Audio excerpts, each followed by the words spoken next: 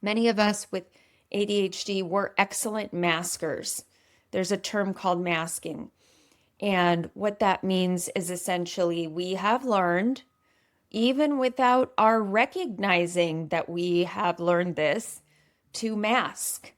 And what that is essentially putting on a mask so that other people can find us acceptable human beings to be around.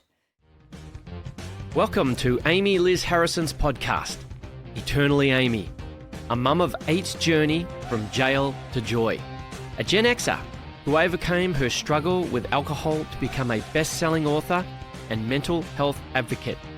She shares stories of hope and offers ideas for others struggling with mental health challenges. One thing is for sure, you'll leave with something to chew on. And now, here's your host, Amy Liz Harrison. Welcome back to Eternally Amy. I'm so glad you're here. So listen, I have a two-parter. I've been looking at my Eternally Awkward book. It's the second memoir that I did. My first memoir is Eternally Expecting, and my second one is specifically about ADHD. The first one is more about my sobriety journey and birthing my kids and kind of my background.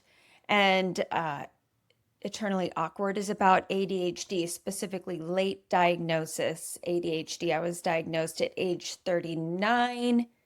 I think it was 39. It was in my late 30s. Somehow the number is currently escaping me because I did not write it down. So anyway, in this, I'm just kind of riffing off the cuff here for this. So I think it was age 39 anyway. And I'm personally calling this episode Why ADHD Makes Us Look Like Liars. Okay, so those of us who have ADHD sometimes, it is tough for neurotypicals to, I'm not going to say they don't believe us, but it's tough to see because neurotypicals will often say things like, well, I'm scatterbrained. Well, I don't have the motivation to do X, Y, or Z. And so you sort of don't, sometimes that's a conversation killer because you don't know how to exactly explain it. And I'm not going to claim to say that this episode will help you, but it might help neurotypicals in your life to help understand you better. So you don't have to take any of what I say today, as usual, as some kind of a end all be all. This is ADHD and this is, no.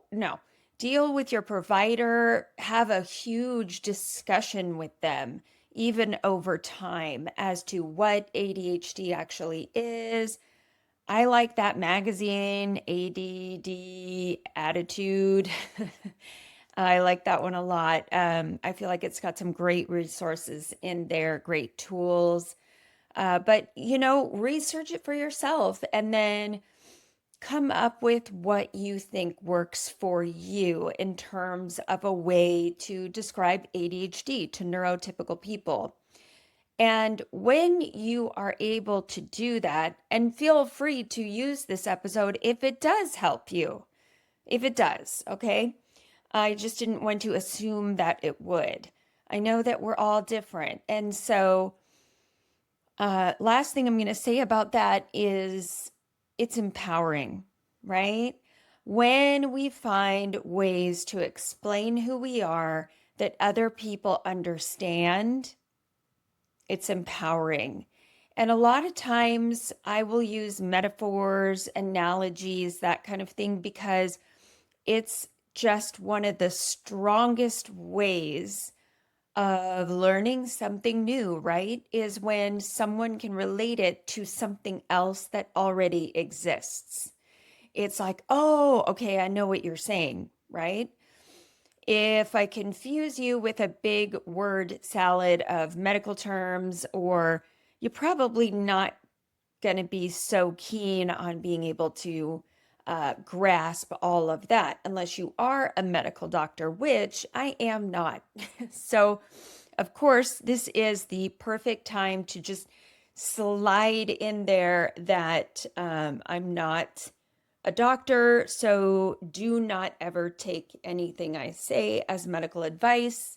And I fully endorse medical professionals. They do not endorse me. Okay, so now that that has been said, I want to open up basically with talking about how I define ADHD for myself, okay? To regulate my attention from inability to slide it over to difficulty, okay? So I still have ADHD.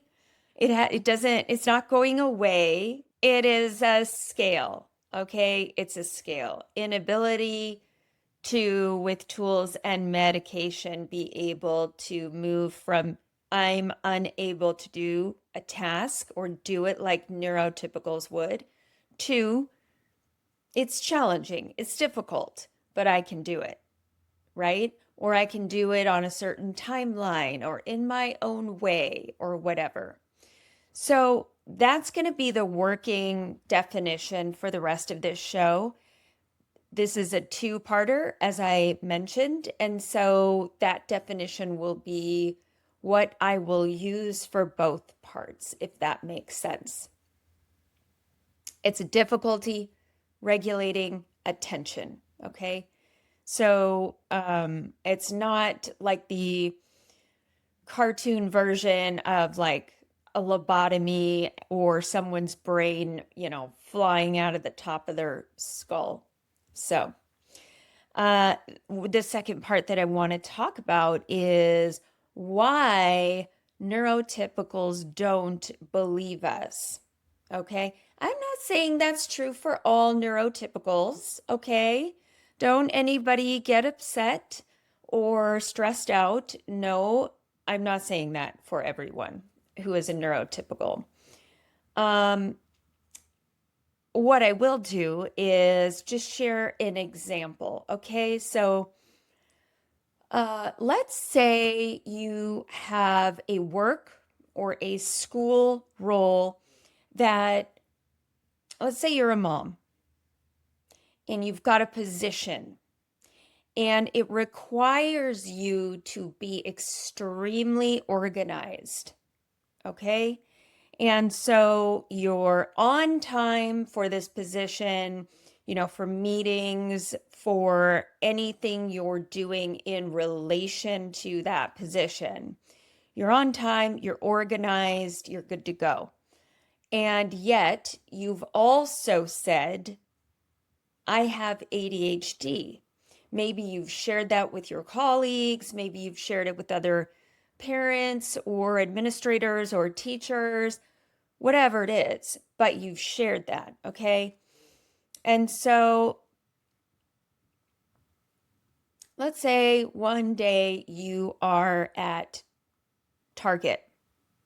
You're not at your position, you're somewhere else, right? And you notice someone you know who is from the institution where either you work or volunteer or go to school or whatever. You notice someone that you know from that institution, okay? And you wave, hi, right? Hey, how are you? Great. Okay, see you Tuesday. I'll bring the donuts, right? Whatever. And then before you leave the Target, you go into the restroom to use the restroom, and then you're going to head out. Well, so you go into the restroom, and like 30 seconds later, you hear your friend on a cell phone, clearly on a cell phone. And she is talking about you. She's like, Betty? Yeah, I just saw her at Target and I don't know why she thinks she has ADHD. Like, that's not true. I just saw her buying all that stuff for the student final fuel giveaway, and she's got it all mapped out. She had a huge list or a spreadsheet, and, you know, she's over here telling us that we have ADHD and she has ADHD and, she needs all this help. I don't believe her. Like, it's totally bullshit, blah, de, blah, de, blah. And she's essentially gossiping about you. Now, not only are you ruined at that point, and again, this is my experience, okay? Not only are you ruined, and this hasn't actually happened to me, by the way. I'm sure people have talked about me behind my back, but I have not overheard them. Thank God, because I would have just burst into tears and that would have been the end of it, and I would have locked myself forever in the bathroom stall. So, what I'm saying is the neurotypical person looks at these outside behaviors of the person with ADHD and they just go, yeah, no, not a thing. Like, they're not truly a sufferer of ADHD because they have spreadsheets, because they can do this, that, and the other thing. They can run a committee, they can public speak, they can whatever. So, what I want to explain is that, as far as I understand it and have experienced both of those things, um, I understand it and experienced it. ADHD is kind of like I was talking about with the dial. It's a spectrum. And earlier I said it was a scale, either term, okay? So remember when we used to say that someone had Asperger's or autism, we sort of say like they're on the spectrum, which I don't even know if that's an appropriate term anymore. I can't really keep up with the appropriate terms and their changing nature. So I definitely apologize if that is not a term that we use anymore. But for a while, we moved from someone had Asperger's to someone is on the spectrum. Okay. And so the idea being, you know, autism or Asperger's, these things aren't quite cut and dry, and we can't lump people into certain labels, which, by the way, is just about what I'm about to do when I talk about the different types of ADHD. But I'm doing that not in a way to label anyone, but I am doing that so that you can help understand the ADHD challenges if you're neurotypical. And if you have ADHD and you've never been tested and you suspect that you might have it, maybe you'll go get tested. And if you have it, I bet you can relate to a couple of these. So, but the thing is this, you know, that lady who you know from your committee who was gossiping about you in the restroom and you overheard it at Target and melted down. Imagine this scenario, right? She is right about one thing. The puzzle pieces don't really fit because when she looks at your behavior, your outside behavior, she can't see any of your internal struggles, right? She can't see any of that. She only sees the outside. Many of us with ADHD, we're excellent maskers. There's a term called masking. And what that means is essentially we have learned, even without our recognizing that we have learned this, to mask. And what that is essentially putting on a mask so that other people can find us acceptable human beings to be around. So, and another thing that you might hear from someone like the Target lady is, oh, ADHD is so overdiagnosed now. oh my gosh, so quote unquote, everyone has ADHD, right? And so that's another reason we're often not believed or slash we quote unquote look like liars is that seems like ever since COVID, now everybody's getting a diagnosis. That's probably true. It is probably true because a lot of times we have masked so often that we have lived so long, forever, without even realizing that that's what we're doing, that we don't even recognize it ourselves. We don't recognize the symptoms because we think it's part of who we are. We have totally internalized the symptoms and the shame that comes with ADHD.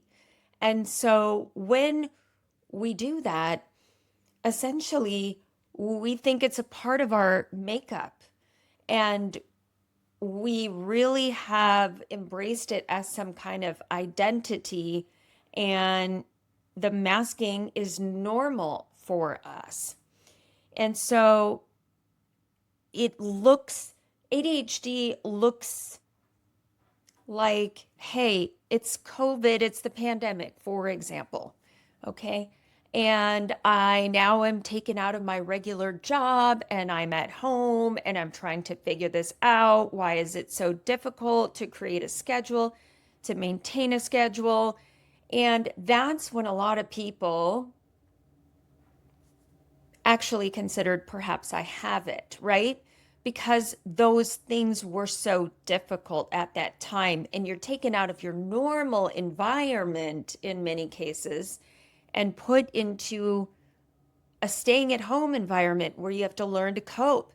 And it's really difficult for someone who has ADHD. And so I know that was one way that a lot of people came out of the pandemic was with a diagnosis of ADHD, and suddenly you can make appointments online and you can get diagnosed online. You didn't have to find a psychiatrist in your city, and the waiting lists are always huge.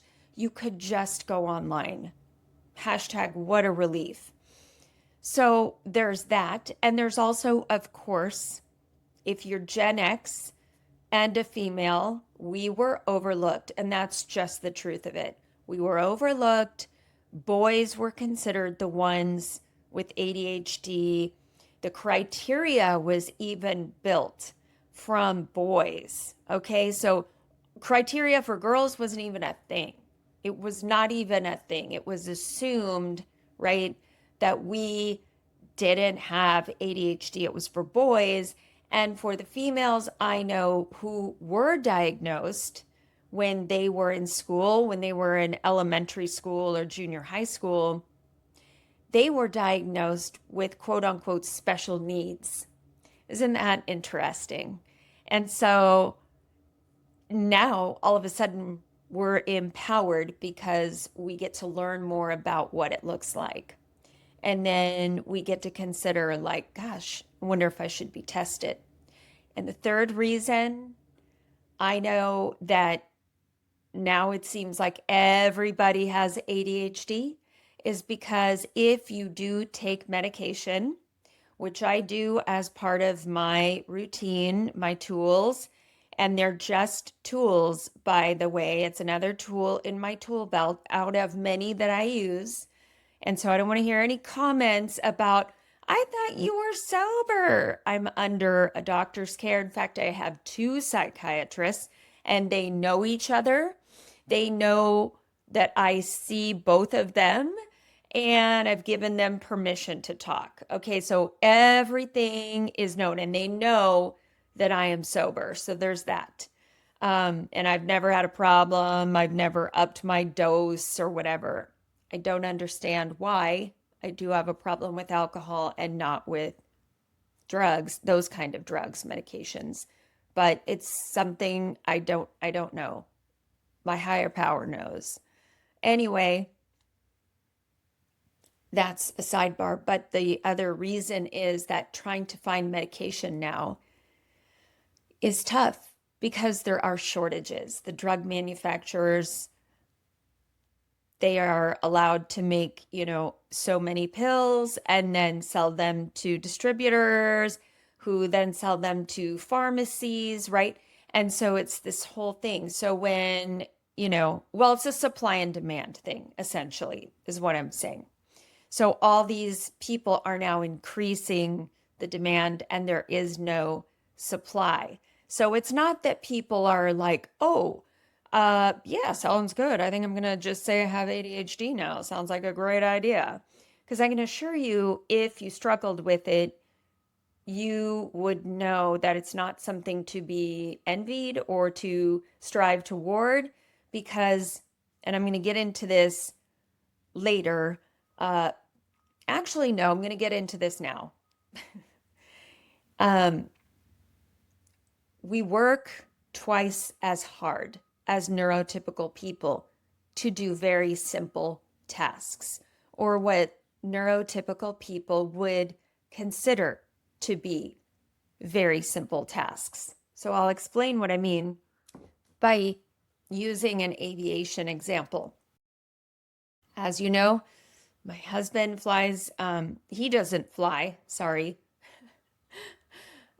He's an executive for an airline.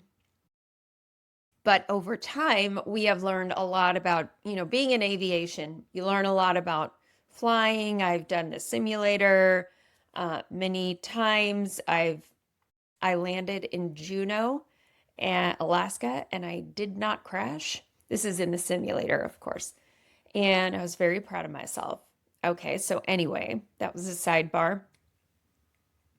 So what I want to do when I explain my statement about how simple tasks for neurotypicals are twice as hard for those of us with ADHD, what I want you to do is picture being a pilot of a commercial jet,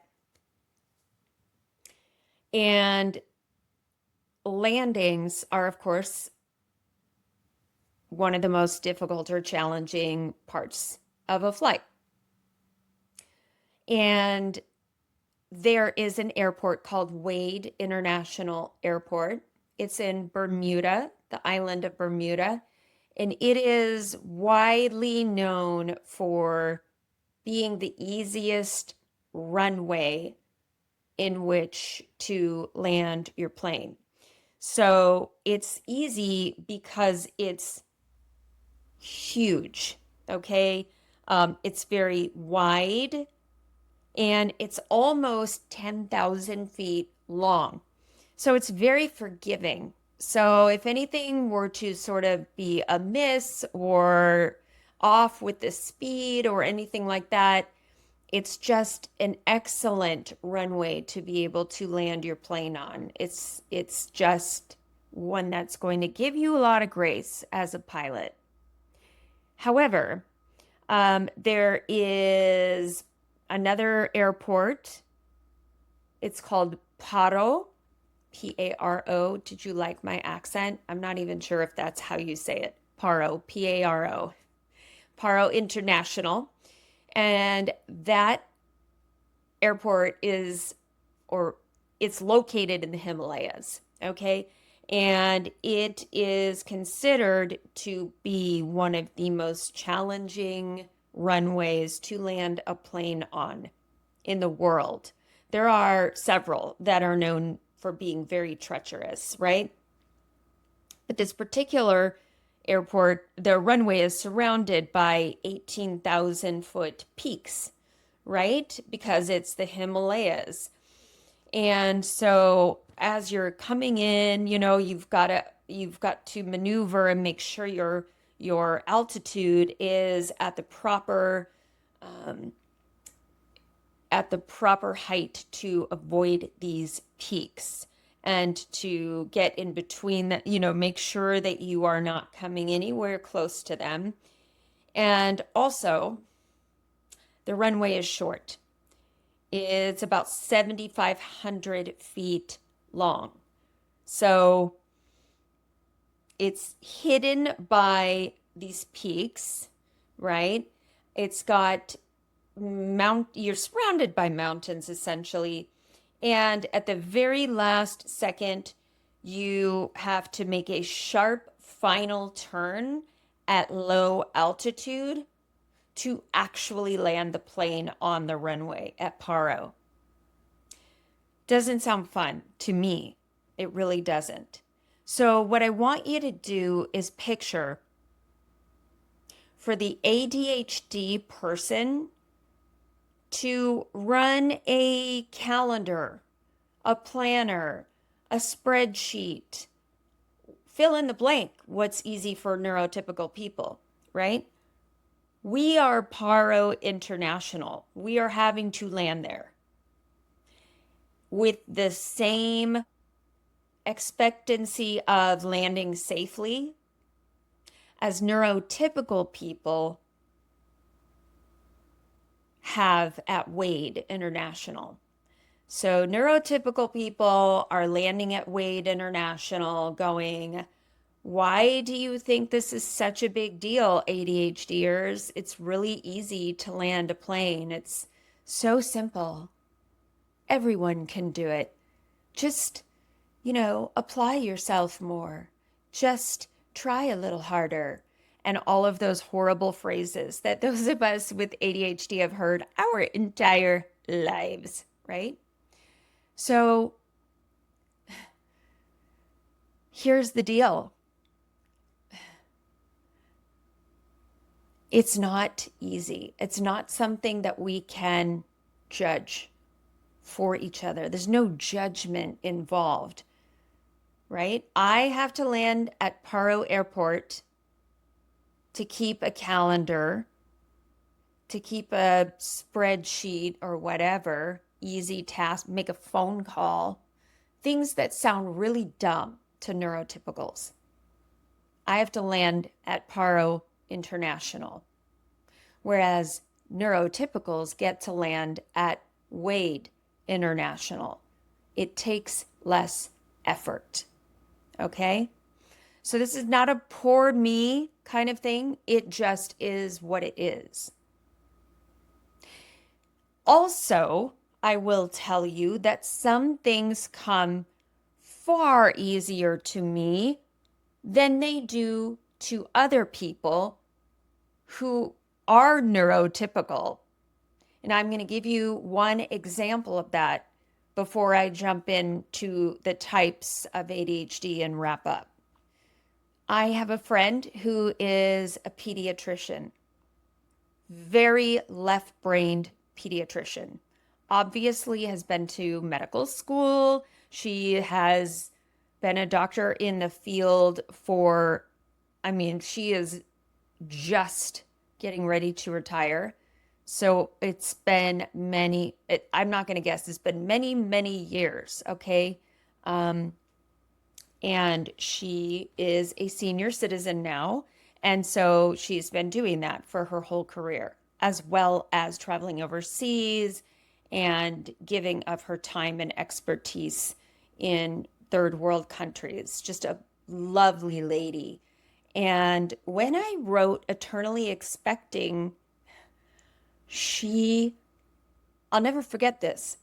She stopped me at church and she said to me, I just can't believe you wrote that book. I can't believe it. And our church it was the pandemic. It was kind of wrapping up or whatever. And I thought, what is she talking about? I thought, oh my gosh, if this is the last time I see her, I better dig into this a little bit more because I can't figure out what she even means. And it turned out we actually unpacked it more later over email. And I now understand it. What she was trying to say is she did not feel like she could write like that. And by the phrase like that, quote unquote, I mean be vulnerable. She did not understand how to do that. She did not understand that she could share part of her personal experiences and have other people relate to it, that that was my way of giving, just like her way of giving was to go to these third world countries and serve with her skills. She has medical training, right? I don't have that. I write, I process, I figure out my psychological things through writing and research. That's what I love to do.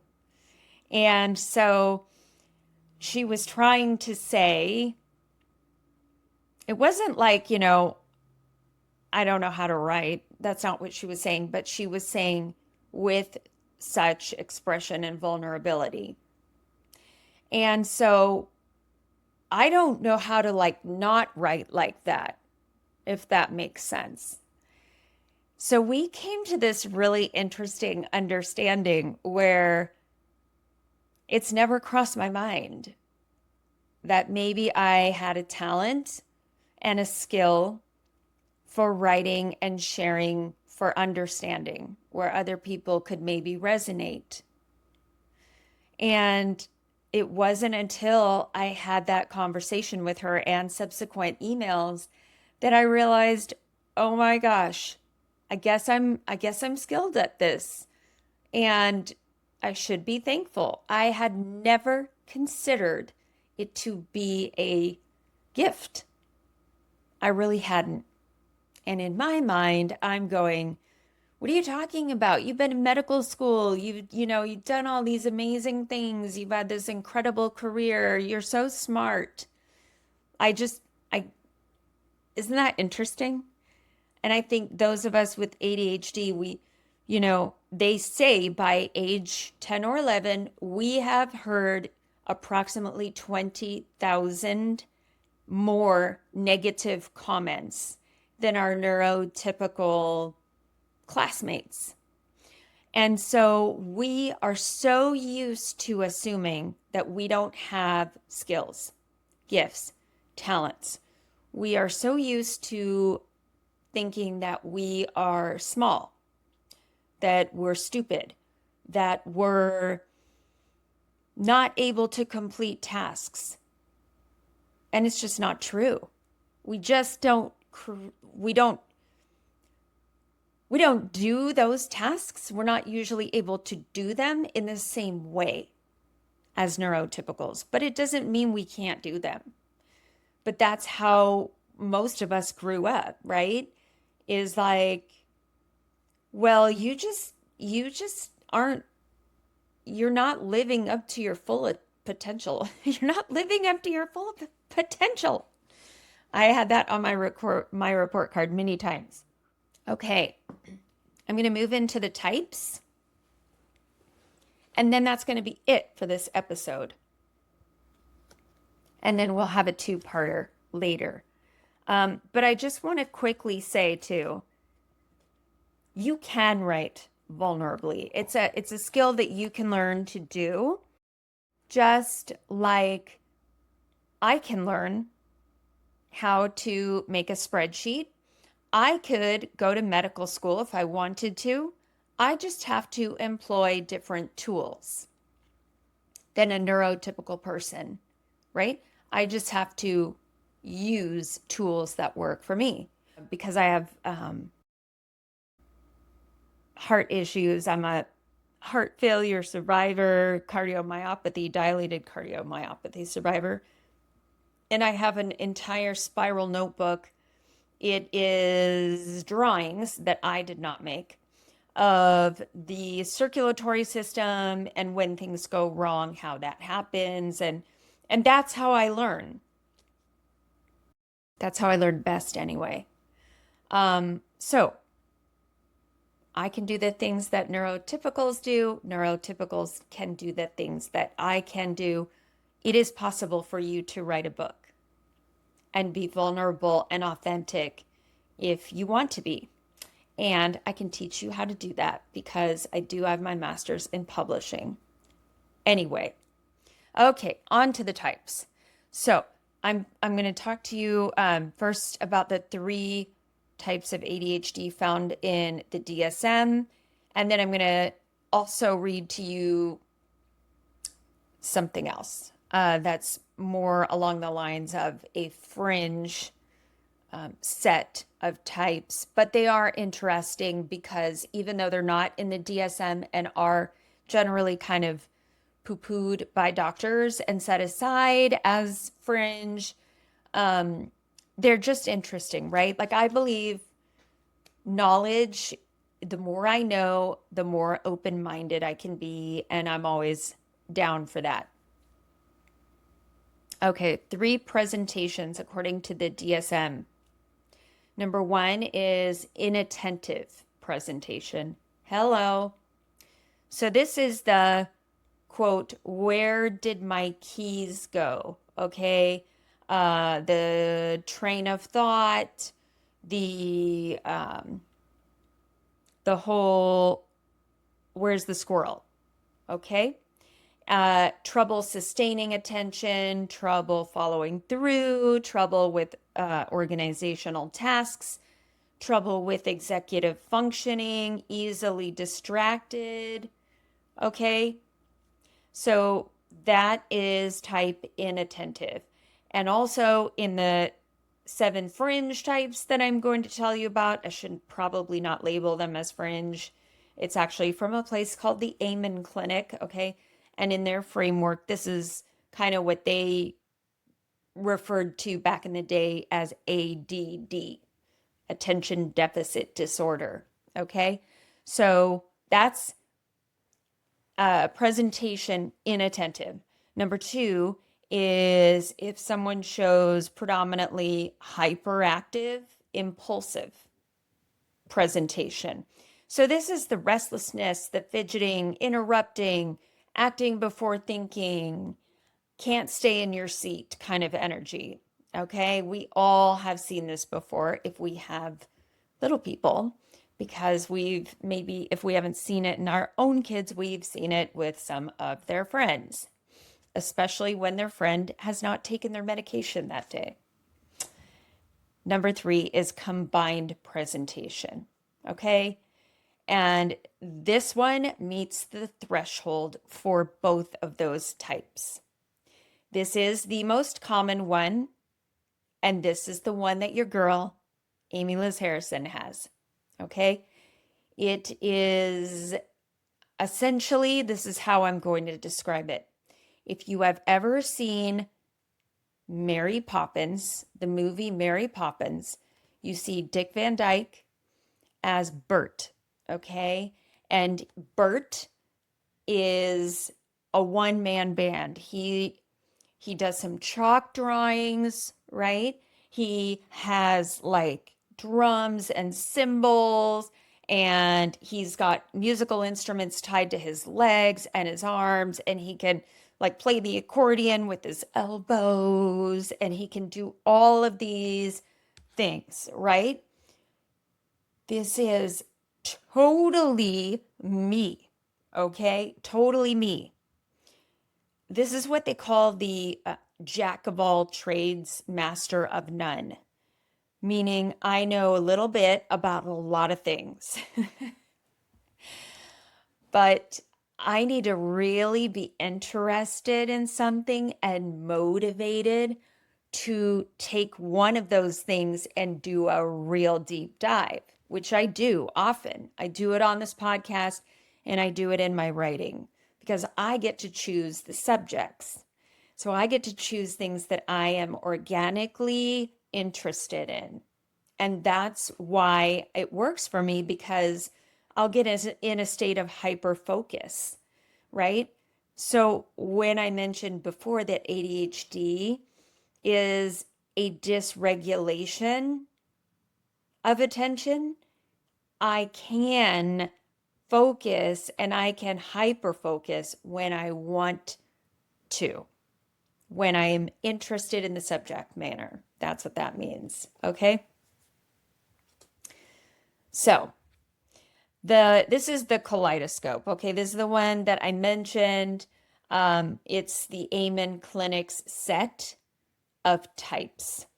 All right. And again, this is a popular framework, but the DSM is not, it's not involved at all. It's not in print in the DSM. So I just want to let you know. So don't get pedantic in the comments on me. Okay. So these are the 7 types according to the Amen Clinic. Okay. Number 1, hyperactive impulsive ADHD, which is also, as you will note, one of the types, sorry, that was in the DSM. But okay, the DSM calls them presentations, and these are called types for the Amen Clinic.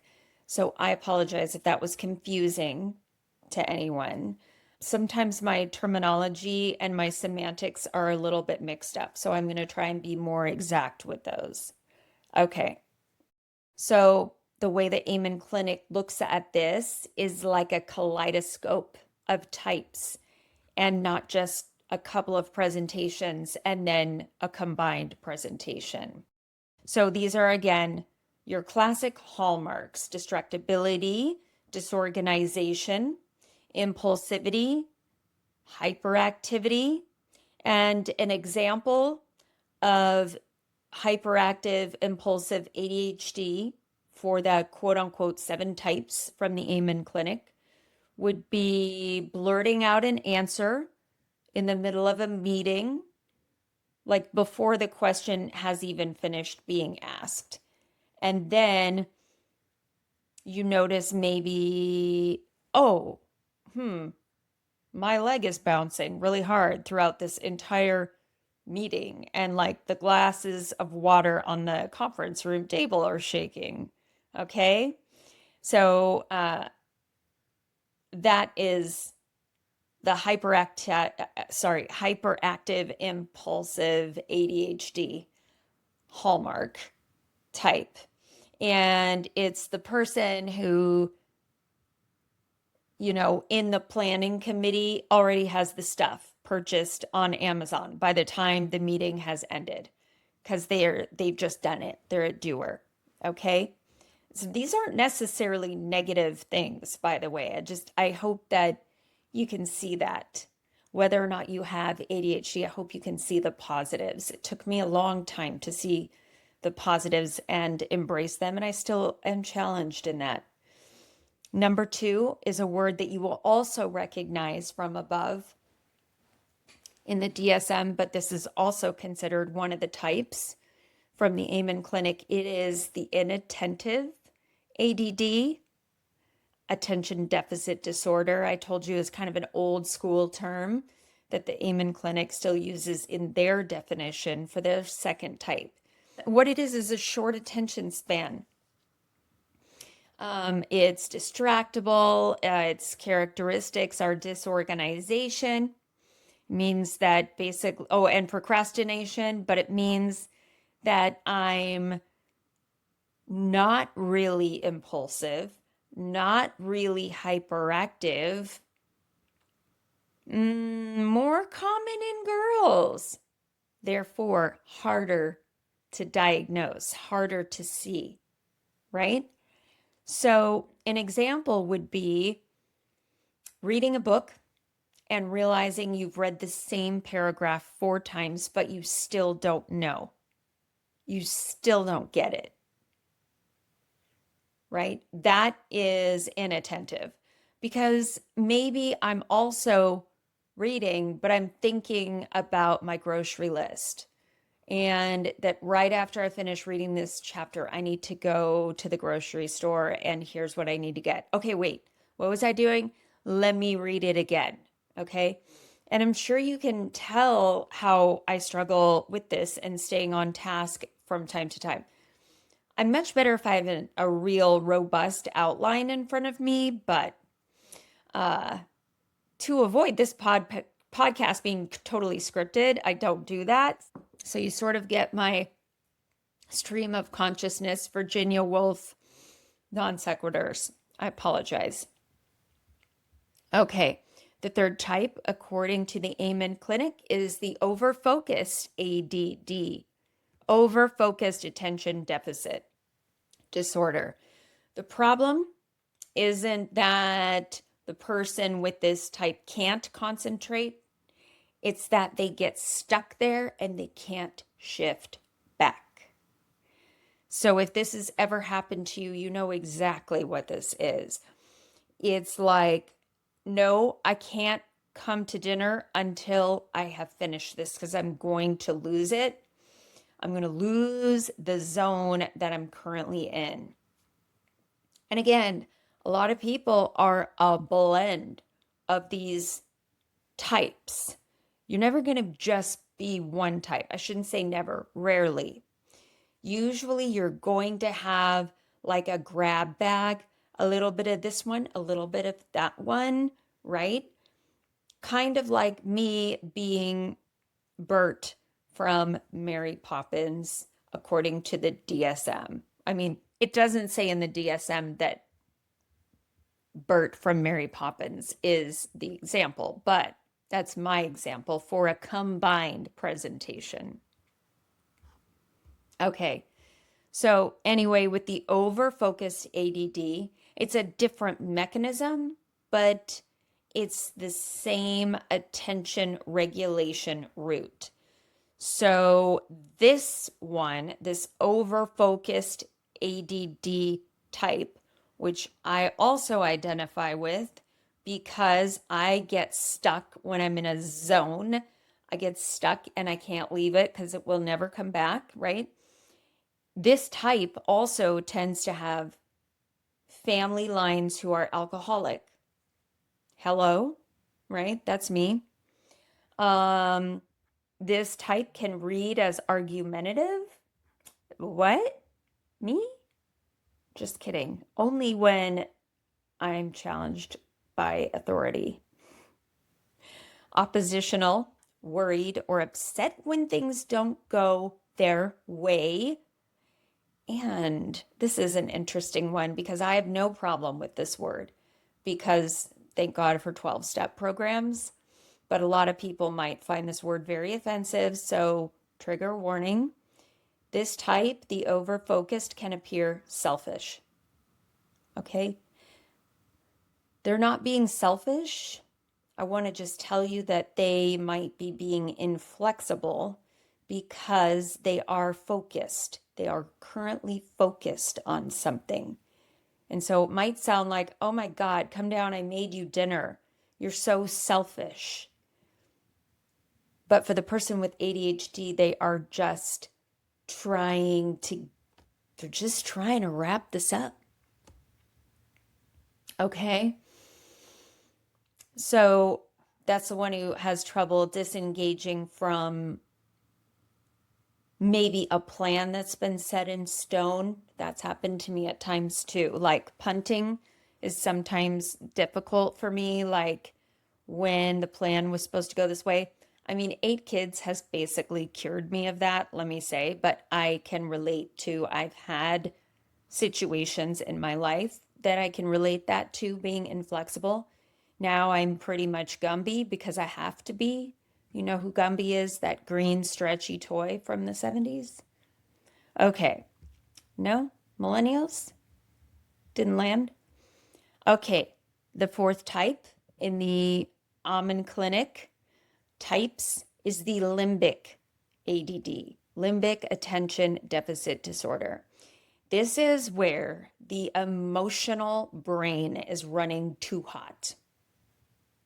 So we're talking mild depression. The glass is always half empty, kind of the Eeyore from Winnie the Pooh mentality. Nothing good ever happens to me. And it's just more of a volatility with emotion.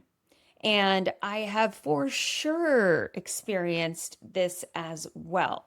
So I have experienced, touches of this along life's journey without question.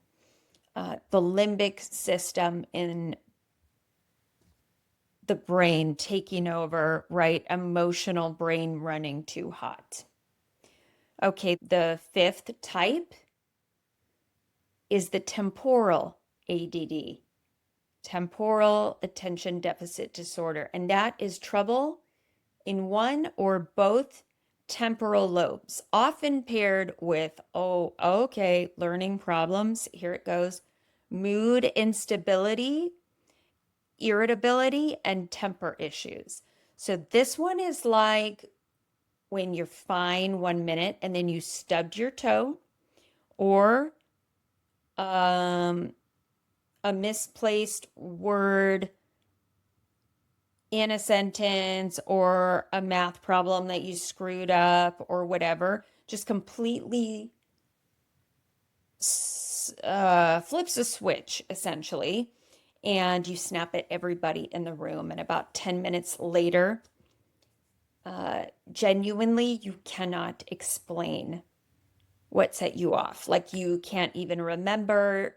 It's just you've gotten that anger or that mood steam or has erupted, and now you're moving on to the next thing. But it's bursts of irritability, temper issues, and that's why people would tend to think you may be unstable, is because you're mad, but then you're over it, and then you're mad, and then you're over that. And it's just kind of a back and forth, okay? Yeah, and this one is also, it's when you have a lot of activity going along. A lot of activity will cause this. Maybe a stressful day, maybe as an event planner, or as a mom, right? Just things going wrong, and just a huge laundry list to do. Number 7 is anxious ADD. So this is genuine anxiety, okay? So this is the person, and I keep starting out by saying this is the person, but then I personalize it because I've experienced it too, okay? This is the person who's often early to things. They show up early, and yet they still seem disorganized and distracted. So this is the person who shows up to the airport 3 hours early, white knuckling it, and has checked their packing list 75 times, but still somehow forgot to pack underwear and left their boarding pass in the car. And this is me anytime I travel without my husband. Um, we travel extensively. We have for almost 30 years. And as an airline executive, we're gone all the time. Really quite short trips. But when I'm by myself, I am this person. Where's this? I'm like a purse fidgeter, like digging through my purse to make sure I have like 47 aspirins and like my just in case, little thing with band-aids. And I'm like that crazy person, what if I need duct tape? I have like a little round of duct tape, not even kidding. Wish I was. Um, and with my husband, when we travel, I get to be passenger princess. He takes care of all the details and all the worries. So this is me by myself traveling, anxious ADD. The last one, this is kind of the plot twist. Okay, this is the combined type. Again, this is me. Okay, this is where it gets tricky, because most diagnosed adults who were diagnosed later in life, we land in that pile of combined type. We hit criteria for a couple different types at once. So ingredients from all the recipes above.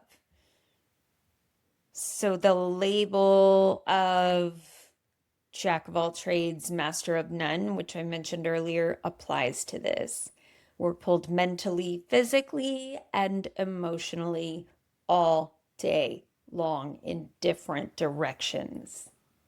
So if you know, you know.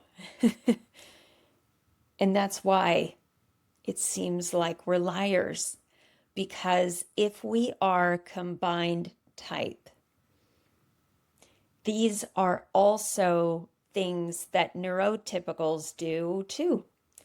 Sometimes they can be disorganized, scatterbrained. Sometimes they can be depressed. Sometimes they can be anxious, right? These aren't just unique to us,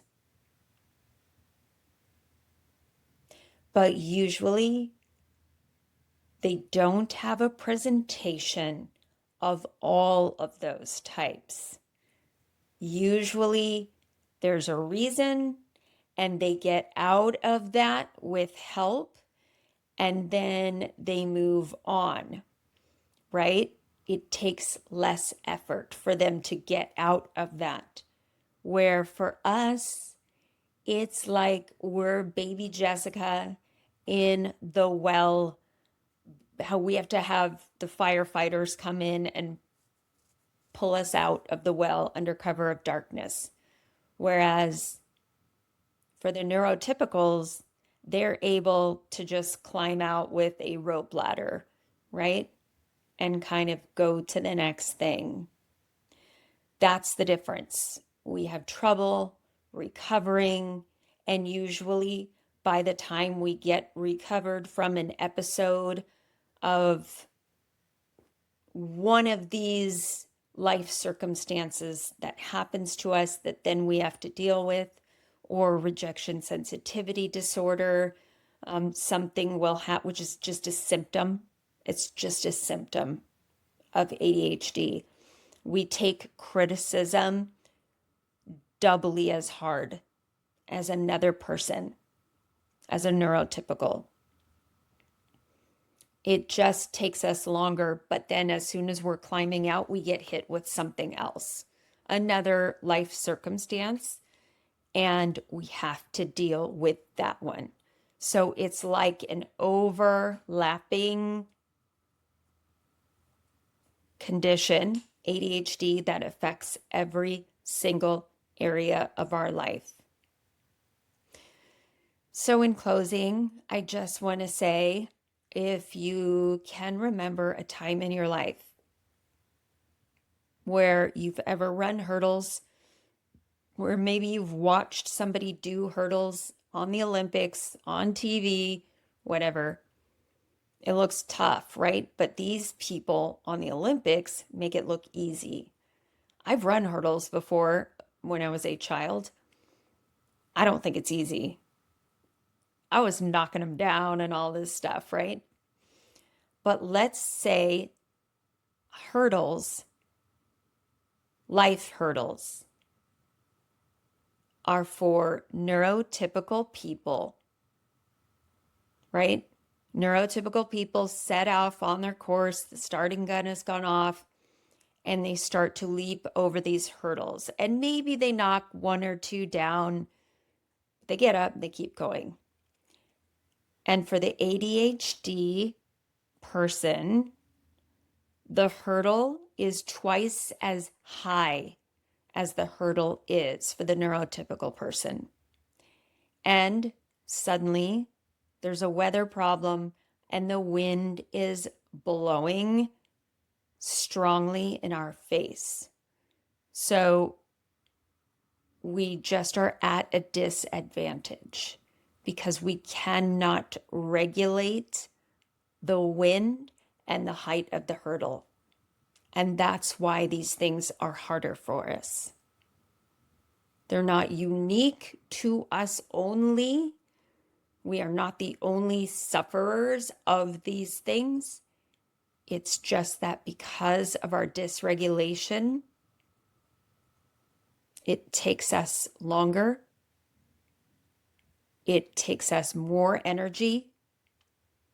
It takes us more time, stamina, thought processes, you name it.